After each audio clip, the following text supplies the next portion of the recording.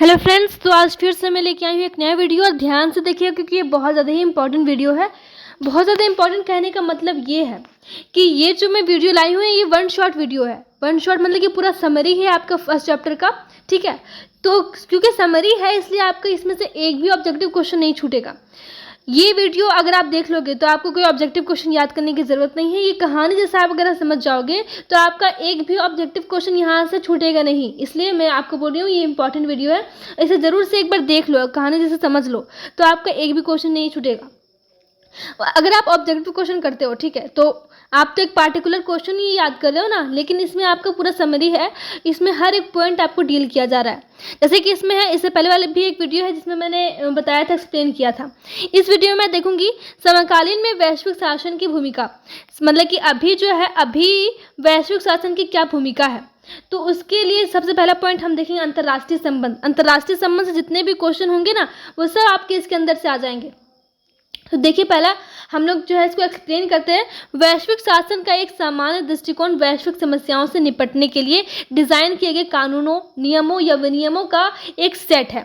मैंने पहले भी बताया था कि वैश्विक शासन क्या होता है, वैश्विक शासन की अवधारणा क्या है, इससे पहले वाले वीडियो मैंने बता दिया था। बस 5-6 मिनट का है, आप उसे समझ लो, थोड़ा सा हो जाएगा।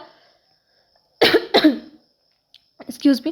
तो अब यहाँ पे देखिए कि वैश्विक शासन का एक समान दृष्टिकोण से अगर इसको देखा जाए तो ये एक वैश्विक समस्याओं का, पूरे विश्व में जो समस्या हो रहा है उससे निपटने के लिए डिजाइन किए गए कानून है या फिर नियम है या फिर विनियमों का एक सेट है, ठीक है, जिन्हें अकेले राष्ट्र राज्य द्वारा हल नहीं किया जा सकता। जिसमें एक सिंपल या फिर पार्टिकुलर कंट्री उसमें साझेदारी नहीं कर सकता, बल्कि बहुत सारी कंट्री मिलकर उसमें एक संगठन बनाते हैं अपना।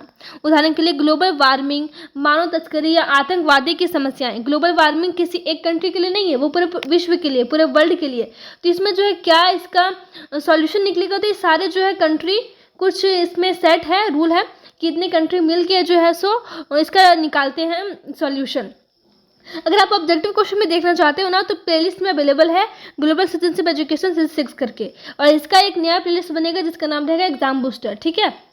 इसके आगे देखते हैं हम लोग। हालांकि अधिक महत्वपूर्ण बात यह है कि वैश्विक शासन एक विश्लेषणात्मक अवधारणा है जो अंतर्राष्ट्रीय संबंधों की पारंपरिक धारणा से अलग विश्व राजनीति पर एक विशिष्ट परिप्रेक्ष्य प्रदान करती है। कुछ भी अगर डाउट रहे तो मुझसे कमेंट में पूछ लें। देखिए यहाँ पे सबसे पहले, जबकि परिभाषा के अनुसार अंतर्राष्ट्रीय संबंधों की अवधारणा राष्ट्रों के बीच की राजनीति को कवर करती है।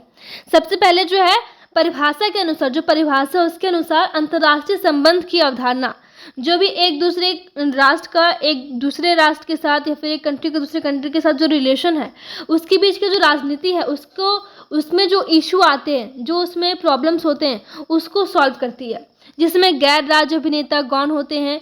वैश्विक शासन शब्द ऐसे पदानुक्रम से बचता है। इसके विपरीत यह गैर सरकारी संगठनों, टीएनसी और अन्य अभिनेताओं को समान महत्व देता है। ये सारे पॉइंट को हल्का याद रखिएगा अच्छे से, ठीक है। इस प्रकार जलवायु परिवर्तन पर अंतर सरकारी पैनल आईपीसीसी की रिपोर्ट, अंतर्राष्ट्रीय आपराधिक न्यायालय आईसीसी के फैसले या विश्व व्यापार संगठन WTO के नियम सभी का अंतर्राष्ट्रीय और राष्ट्रीय नीतियों पर महत्वपूर्ण प्रभाव पड़ता है। ये बहुत ज़्यादा ही इंपॉर्टेंट है, मैं बता रही हूँ कहाँ से इंपॉर्टेंट है, इससे आप यहाँ पे देख लीजिएगा।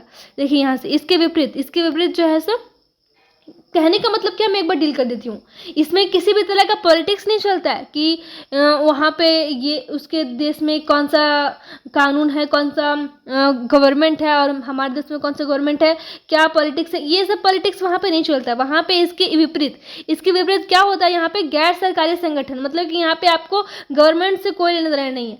टीएनसी और अन्य अभिनेताओं को समान महत्व देता है, यहाँ पे सारे लोगों को समान महत्व देता है। इस प्रकार जलवायु परिवर्तन पर अंतर सरकारी पैनल, ठीक है, आईपीसीसी की रिपोर्ट, अंतर्राष्ट्रीय आपराधिक न्यायालय आईसीसी के फैसले या फिर विश्व अंतर्राष्ट्रीय आपराधिक न्यायालय आईसीसी के फैसले या विश्व व्यापार संगठन WTO के नियम सभी का अंतर्राष्ट्रीय और राष्ट्रीय नीतियों पर महत्वपूर्ण प्रभाव पड़ता है। यहाँ तक आप उसे जो है जरूर से एक बार पढ़ लीजिएगा फिर से।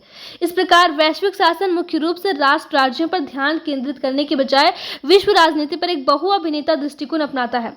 ये किसी भी पार्टिकुलर कंट्री के स्टेट्स पर ध्यान नहीं देता है, बल्कि पूरे विश्व में जो भी कंट्री है और उसमें जो वहाँ पे सारे लोग हैं, तो सारे लोग अपने अपने थॉट्स को रिप्रेजेंट करते हैं। फिर वहाँ पे सारे एक दूसरे से डिसाइड करते हैं, चर्चा करते हैं, फिर जाके एक पार्टिकुलर जो है आपका थॉट बनता है, डिसीजन बनता है। वहाँ पे कोई एक अपना सोच नहीं दे सकता है, फिर कोई अपना ओपिनियन नहीं दे सकता है।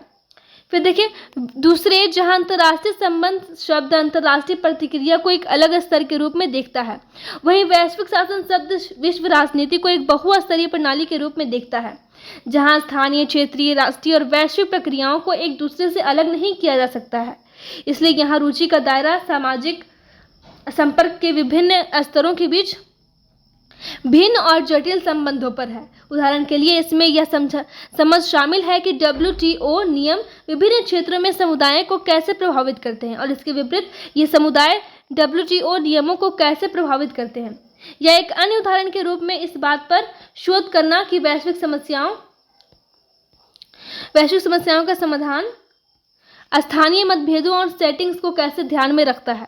इस प्रकार वैश्विक शासन व्यवस्था देखती है तो कैसे क्या क्या होता है, कौन से मुद्दे देखे जाते हैं, कौन से मुद्दे नहीं देखे जाते हैं, और किस तरह का वहाँ पे प्रॉब्लम्स होता है, वो सारे को यहाँ पे बताया गया है। ठीक है, आगे देखिए। यह समझने के लिए कि पूरी प्रणाली कैसे काम करती है, सभी स्तर अंततः जबकि अंतर्राष्ट्रीय संबंध परंपरागत रूप से शक्ति संबंधों के बिंदु से राष्ट्र राज्यों के व्यवहार को समझाने की कोशिश करते हैं। ठीक है, आई होप कि ये वीडियो आपको समझ पाया होगा और कुछ आपके हेल्पफुल होगा।